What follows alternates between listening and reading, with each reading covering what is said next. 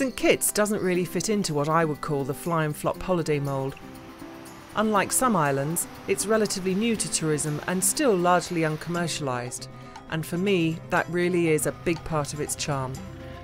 It's the kind of place that deserves to be explored. Almost 2/3 of the island's interior is covered by rainforest. I took a tour with local guide Oliver. Welcome to one section of our rainforest. Fantastic. Let's go. Oh, those are the heliconias, and they're really members of the banana family. They collect water. You see that? Wow. And snails will go up and breed in the water.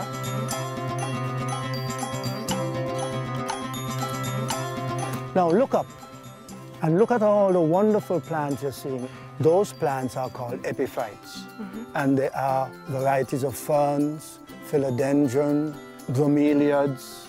This is typical of what you'll see in a rainforest. Yeah. When you go to a forest and you don't see this taking place, then you're not in a rainforest. So it's the real McCoy. This is the real McCoy, yes. St Kitts has its fair share of beaches. The best tend to be in the south on the peninsula. On the Caribbean side, Frigate Bay is popular. And then there's Reggae Beach and Shipwreck Beach, both great spots for sundowners at the beach bars. And the more secluded bays on the southern tip have superb views across to sister island Nevis. Hopping over to Nevis for the day and seeing 2 islands in one holiday is really easy. There are regular ferries that take around 40 minutes, or you can join a catamaran cruise day trip. You'll get to see much of the St Kitts coastline, have a snorkelling stop en route, lunch on board, and then free time on the beach in Nevis.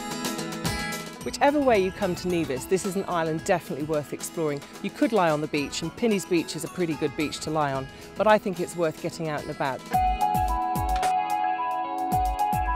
For sure, wander around gorgeous historic Charlestown, look at the lovely old preserved buildings, visit the ladies in the market selling their fruit and veg, and then come on a tour like this and see some of the historic buildings and the sugar plantations. It's a fascinating island.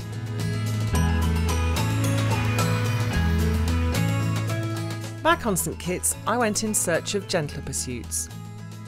Amongst the historic places to stop off at is Romney Manor.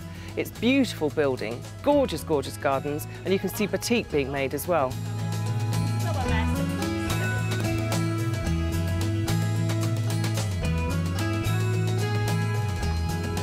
As well as Carabel Batik, there's a thriving art scene on the island.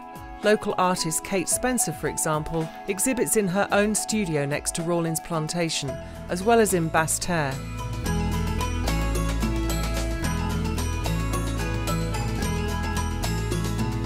And of course, a vital ingredient for any holiday is great food.